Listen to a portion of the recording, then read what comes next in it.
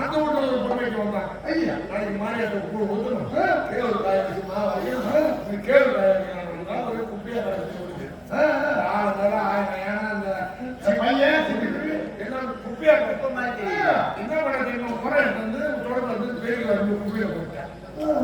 இதுல யாரு பலசாலின்னு நீங்க நினைக்கிறீங்க? பலசாலி இந்த 1000 யாரையும் இந்த அண்ணாடத்துல விட்டு போட்டாங்க, அவங்க என்ன பலசாலி?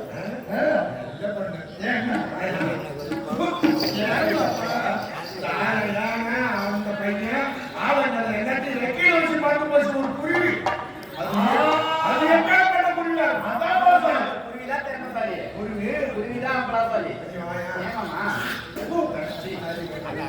இது என்ன குப்பையா பெரிய மொத்தத்தில் வந்து குப்பையை போட்ட ஒரு பொண்ணு அவ எப்பேற்பட்ட பொண்ணு?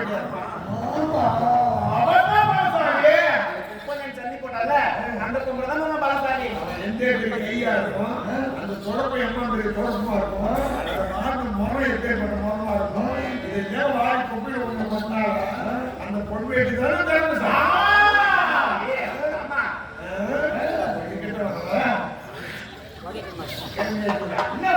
பொறுமையும் திறமை இல்லை.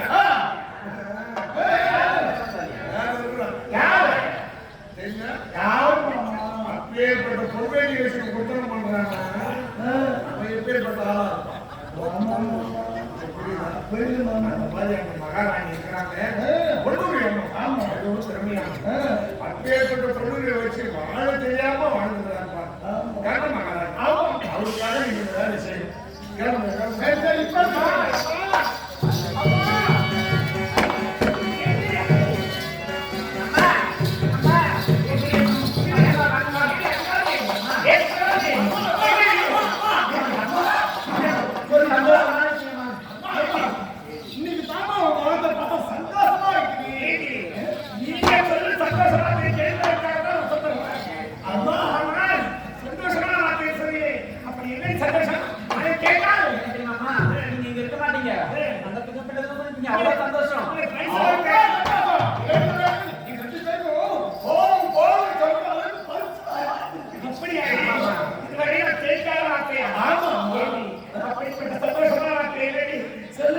என்ன தெரியுமா அம்மா? அம்மா தாய் கட்டிய கணவர்களை பார்த்து வந்திருக்கேன்.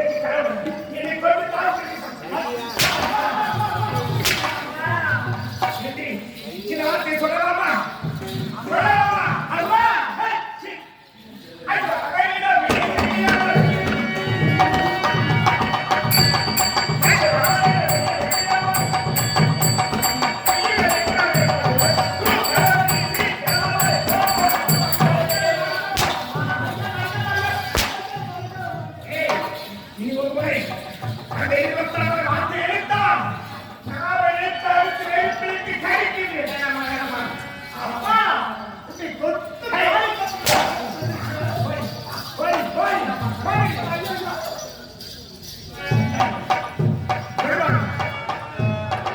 எந்த பிள்ளையே மேற்கொண்டு பார்க்கிறேன் நீங்கள் கூற வார்த்தை என் காதல் கேட்கும்போது என் காதல் வார்த்தை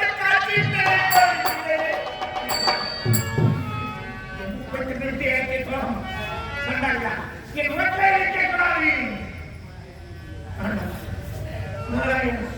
கோவிந்தா கோவிந்தாசா எனக்கு இப்படி பெண்ணை வேண்டாமா கோவிந்தா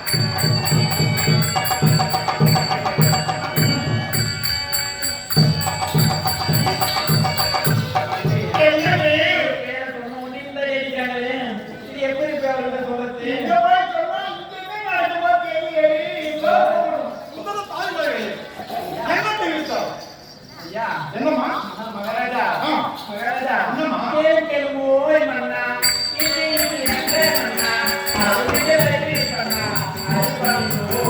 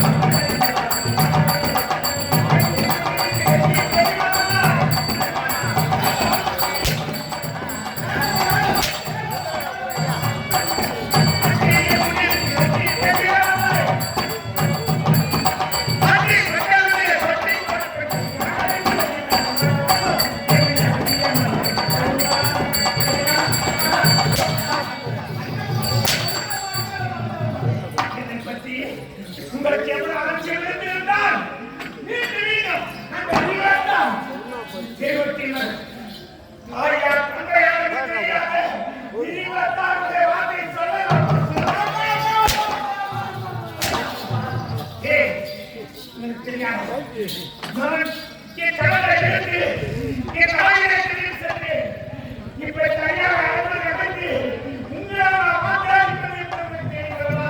அப்படி தெரிந்து கேட்டு என் மருமகனும்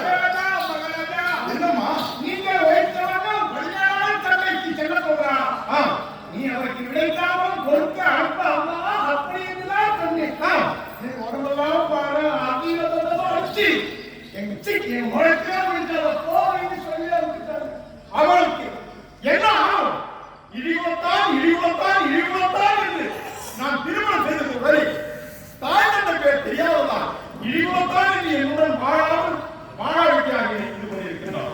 ஆனால் நான் இப்பொழுது சொல்வதை நீங்கள் சொன்ன போதே என் காதல் வந்து விழுந்துடுவார். அப்படியே ஆமா அப்படின்னு சொல்லுங்க. பாண்டவர்கள் தாயாக அழைக்கிறார் என்று சொல்லி அழைக்கிறார். பாண்டவர்கள் தாயாக என்று சொல்லுவார்.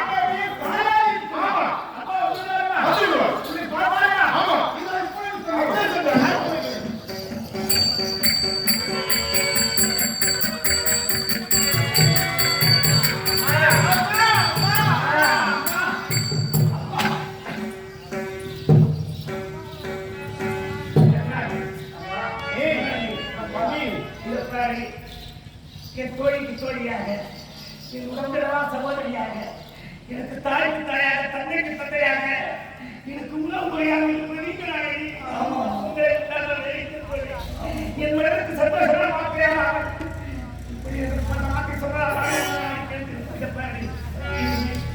நீ என்ன சொன்னாலும் நீ எதை பேசினாலும் உங்களை அடிக்கவே மாட்டேன். உண்மையாக நான் சொன்னா கோபுரமா நான் சொல்லுவது விட சொல்லி வேண்டாம் நீயே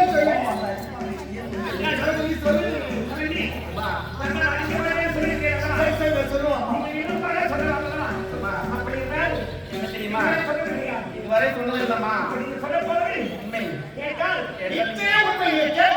சந்தோஷமா பண்ணுவீங்க. அப்படியா? இதுவரை நான் கேட்கிறார் உண்மை. அம்மா உங்களுடைய கணவர் இருக்கின்றானே, என்னம்மா கேட்கணுமா? அவர் அவர் தாயாரியோடு யுத்தத்துக்கு செல்கின்றாரா?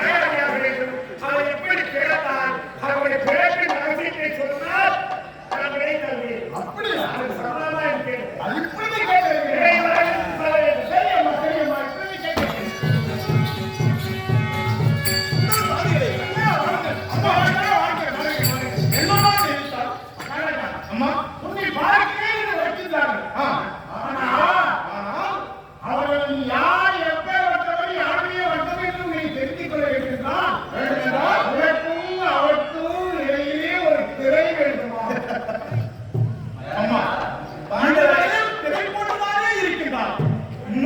இல்லையா? அப்படியே அவள் தெரிவித்தபடியே ஆகட்டும். அப்படியா? நீங்க உங்களுடைய பிரச்சனை ரகசியத்தை சொல்ல வேண்டுமா? ஆ. அது வரையில அவன் கிடைக்குள்ளாதுன்னு பரவாயில்ல. அப்படியே ஆகட்டும். தெரிவித்தபடியே இருக்கட்டும். அது வரைக்கும் உலகத்தை பார்க்கலாமா? ஆமா.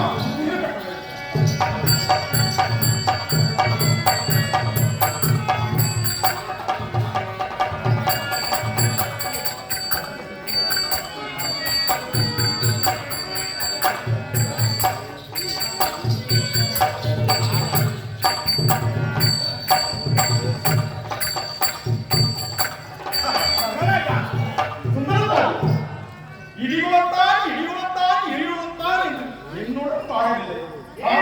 அம்மா, அம்மா, என் கையால பிடிக்க வேண்டும். சரிங்கம்மா சரிங்கம்மா. இல்லைன்னா வெட்டி எரிந்துவிடுவேன்.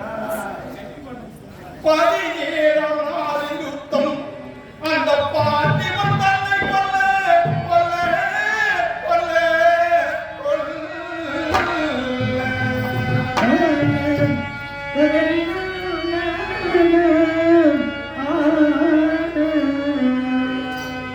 கதிரவன் புதையா முன்னே கடலிலே போவேணும் போவேணும் போவேணும்.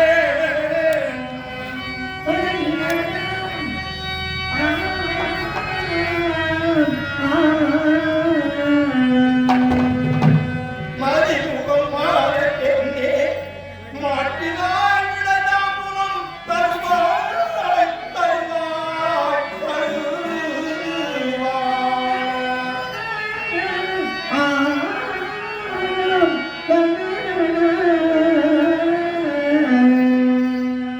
பெண்ணே உன்னை அழைத்த என்ன மனதை கொண்டே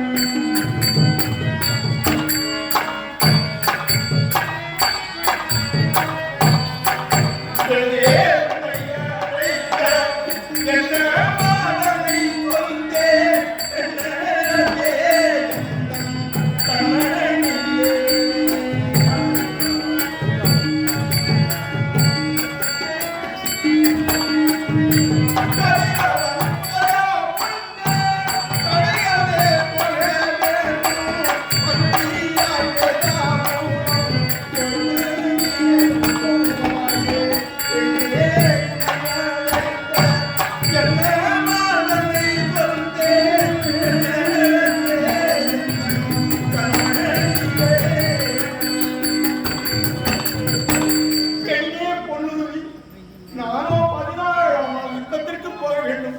மகிழ்ச்சியால் விடதாமல் கொடுத்த அனுப்புவேன் கண்ணே. அவருக்குதான் கண்ணே வந்திருக்கின்றேன்.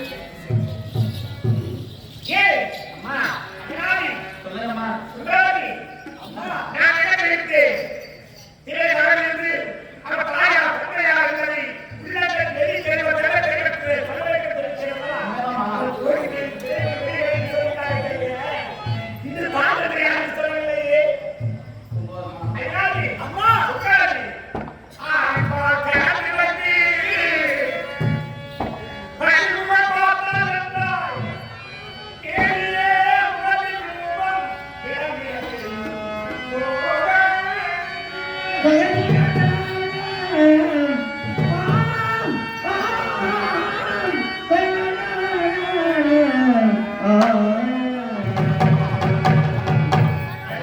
சொல்லுங்கம்மா. ஆவியர் சொல்லக்கூடியது ஒரு பசு. ஆமா. அந்த பசுவின் பாலை கலந்து ஒரு கொச்சிடத்தை எடுத்து அதன் முகத்தை பார்த்தால் முகம் தெரியுமா? அதுல எப்படிம்மா முகம் தெரியும்? தெரியாது. தெரியாது. அந்த பாலை காய்ச்சி அதை குறைத்து அதை தயிராக்கி அந்த தயிரை ஒரு கொச்சிடத்தை எடுத்து அதே முகத்தை பார்த்தால் முகம் தெரியுமா? தெரியாதம்மா. அதே தெரியாதும்மா. தெரியாது. அந்த தயிரை கலந்து எடுத்து அதில் இருந்து வெண்ணெயை ஒரு கொச்சிடத்தை எடுத்து அந்த வெண்ணெயை முகத்தை பார்த்தால் முகம் தெரியுமா? அது எப்படிம்மா தெரியும்? தெரியாது. தெரியாது. அந்த வெண்ணெயை உருக்கி அதை நெய்யாக்கி அந்த நெய்யை ஒரு கொச்சிடத்தை எடுத்து முகத்தை பார்த்தால் தெளிவாக தெரியும். நன்றாக தெரியும். எல்லாம் தெரியும். அப்படி சொல்லினாரே அம்மா ஜாதி வைத்து அன்புமை பார்த்தால் என்றால், மேலே முகத்தின் ரூபம் விளங்குகிறது.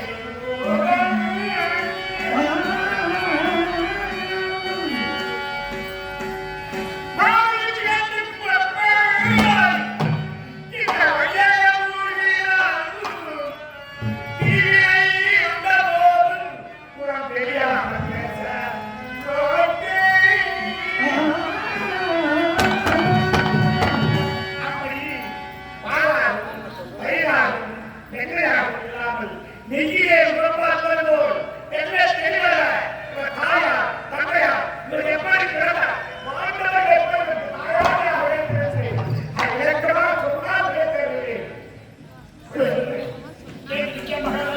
என்னையே கொள்ளணும் என்னுடைய மர்மத்தை கேட்கிறார் மகளே என் மர்மத்தை சொல்லவில்லை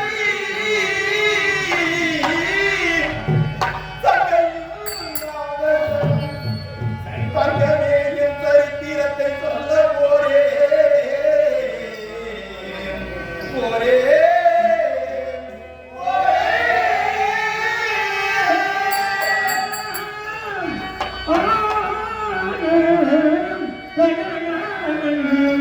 கோழி கோழி கோழி ஆ ஆ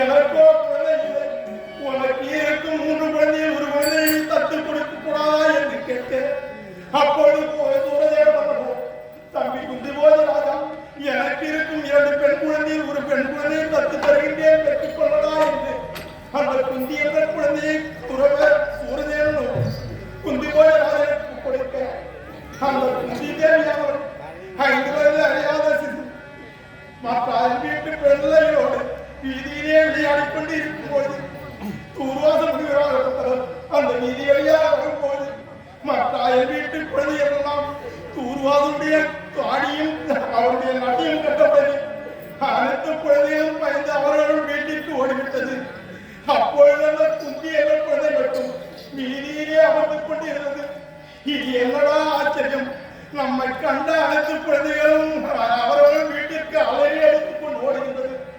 அதில் ஒரு குழந்தையாக மட்டும் அமர்ந்து கொண்டு இருக்கின்றதே என்று அந்த உருவாசம் அந்த குழந்தை அருகே சென்றவுடனே அந்த குந்தி என்ற குழந்தை அந்த உருவாசனுடைய பாதத்தை தொட்டு வணங்கி சுவாமி என்னை வாழ்த்துங்கள் என்று தெரிவிக்க, இது என்னடா ஆச்சரியம்!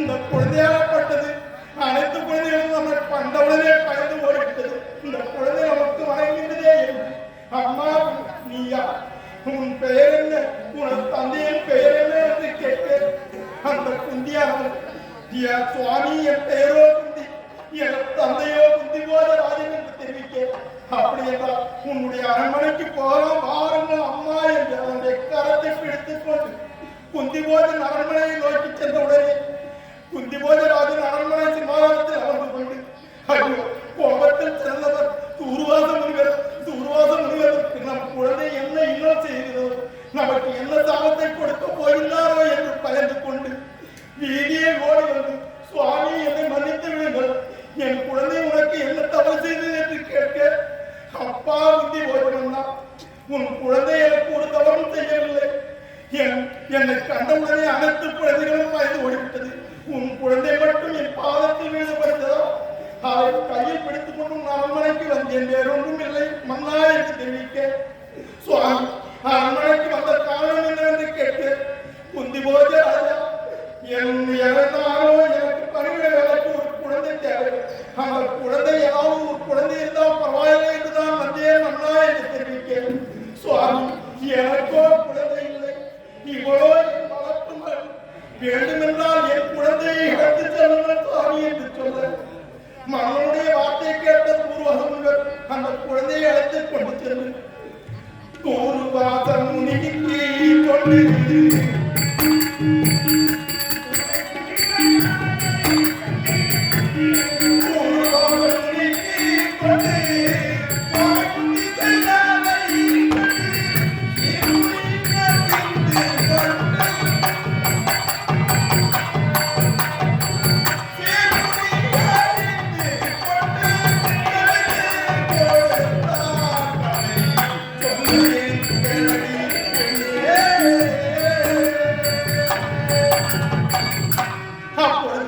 அந்த குந்தியானவர் எந்த வேலையிட்டாலும் இட்ட ஒரு வேலையை தட்டாமல் செய்து நல்ல பேர் உழைத்தால் பூர்வாசனுடைய பணிவிட வேலை முடிந்தது.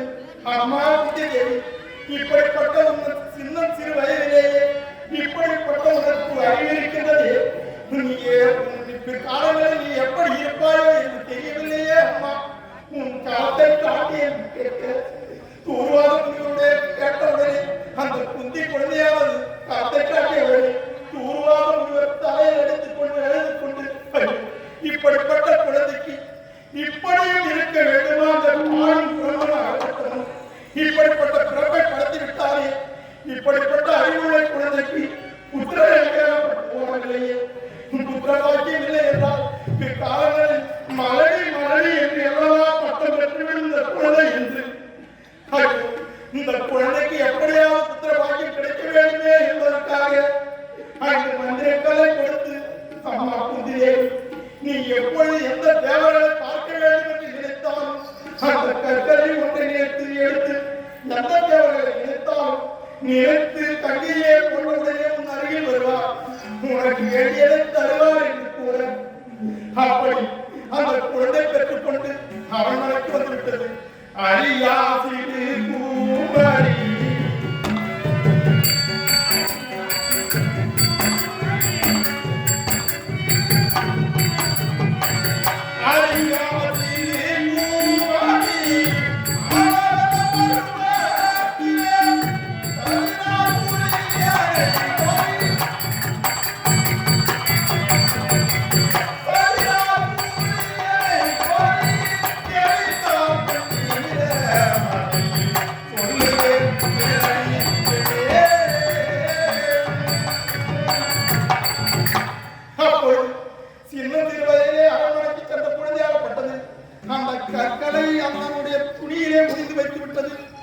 ஒரு நாள் துணிகளை எல்லாம் துவைக்கலாம் என்று கண்டைக்கு எடுத்து சென்ற உடனே கலகல என்று சத்தம் கேட்டது.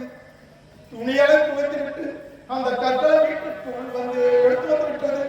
அந்த கல்லை எப்படியாவது சோதித்து பார்க்க வேண்டுமே என்பதற்காக உறக்கமில்லாமல் வீழ்ந்த ஒன்றமாக இருந்து கொண்டிருந்த குந்தியானவர் இரவு நேரத்தில் யார்தான் ஓய்வாக இருப்பார்கள், எந்த தேவர்கள் வருவார் என்று நினைத்து பார்த்த குந்தி அறிவிலே சிறந்த குந்தியாக இருந்ததால் சூரிய தேவன் இரவில் ஓய்வு எடுத்துக் கொண்டிருப்பான் என்று சூரியனை நினைத்து கையிலே கதிரவன் தானே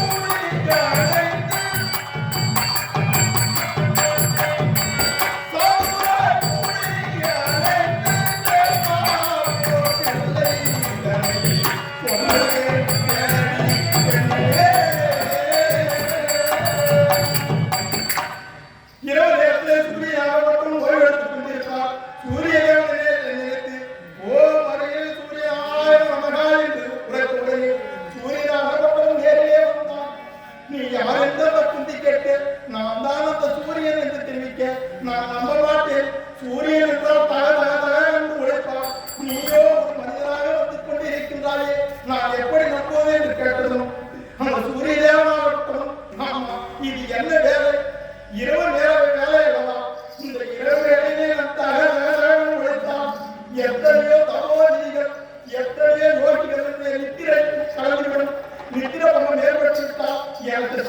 கொடுத்து விடுவார்கள் அம்மா.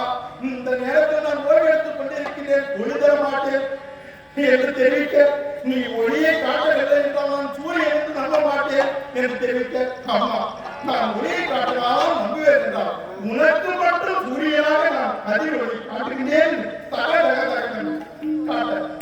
சுவாமி நான் நம்பிவிட்டேன் என்று தெரிவித்தார். அம்மா எதற்காக என்னை அழைத்தார்? சும்மாதான் சுவாமி என்று உன்னை அழைத்தேன் என்று. அம்மா நீயோ என்னை சும்மா அழைத்து விட்டாய், நானோ வந்தவன் சும்மா போய்விட்டால் யார் பெற்ற சாவும் சும்மாகிவிடும் என்பதற்காக அந்த கதிரவன் என்ன செய்தார் தெரியுமா? 3 நாளிகள் அந்த குந்தியாக கூடி கலந்து ஒரு அழகான ஆண் குழந்தையாகப்பட்டது பிறந்தது. அந்த ஆண் குழந்தை பிறந்தவுடனே அந்த குந்தியாகப்பட்டவள் அலறி அழுது, ஐயோ நான் சின்னஞ்சிறு பிள்ளையாயிட்டே, நான் அறியாத வயது இருமணம் ஆகாமல் பிள்ளை பெற்றுக் கொண்டால் என்னை நாட்டு மக்கள் ஏற்றுக் கொள்ள மாட்டார்கள், கண்டபடி பேசுவார்களே, ஐயோ என்று கதறி எழுது, சுவாமி நானோ சின்னஞ்சிறு பாவன், எனக்கு ஒரு பாவனா சுவாமி என்று அந்த சூரியனிடம் உரையில. ஆமா குந்திரி, நீ அழ வேண்டாம். இந்த குழந்தையை நீ எப்படியாவது நான் ஒரு தங்க பேழை தெரிந்தேன், அந்த பேழையே கழித்து இந்த கண்ணீரையே விட்டுவிட்டு நீ பழைய உருவமாக கண்ணி குமரியாக சென்றுடலாம் என்று தெரிவிக்க, உடனே அந்த குந்தியானவள் பெற்ற பிள்ளை பாசம் உருவம் பயம் உருவம் அழுது கொண்டு என்ன அழுது கொண்டு என்ன சொல்லேன் கண்மணியே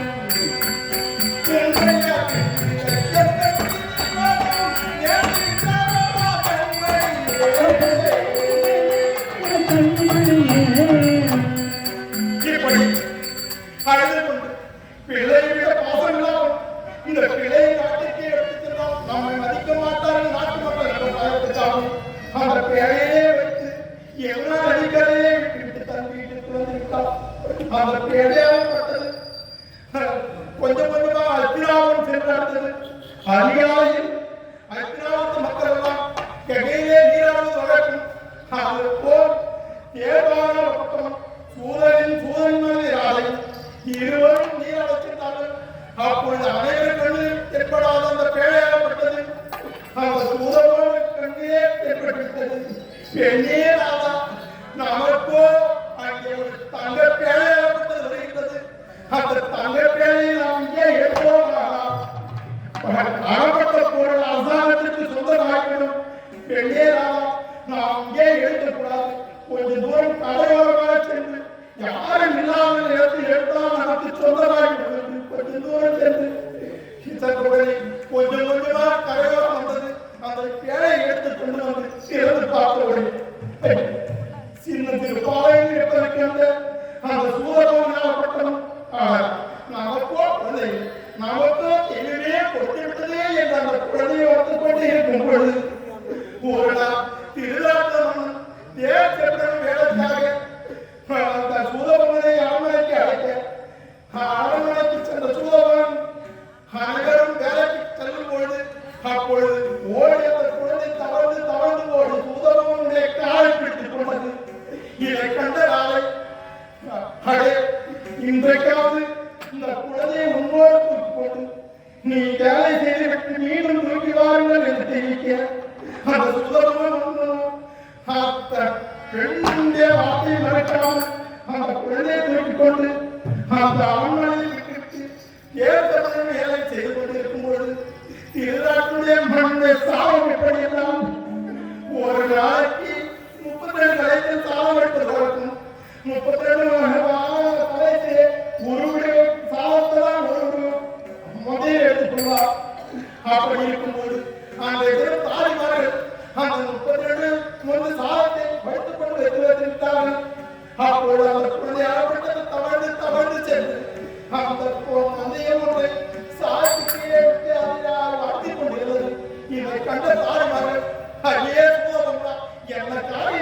விட்டார்.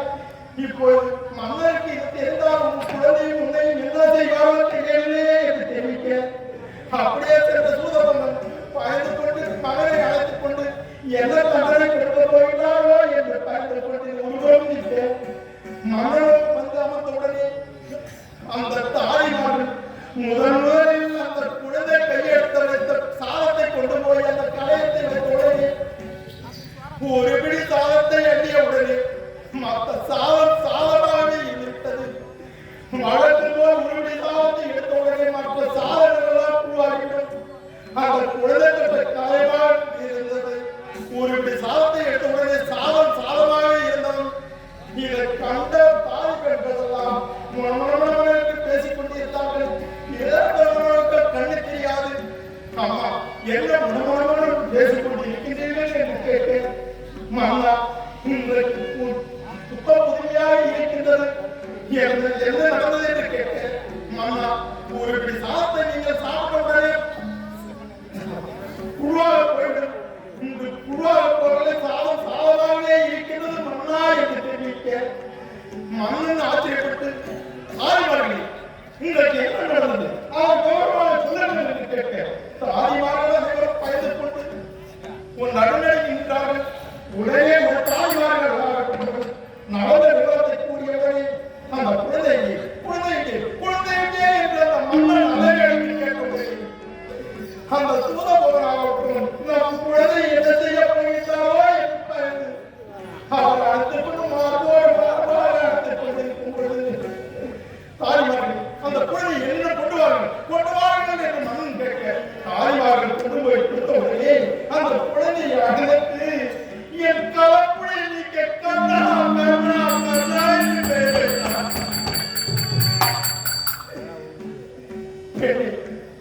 இதுதான் என்னுடைய வாழ்க்கை வரலாறு.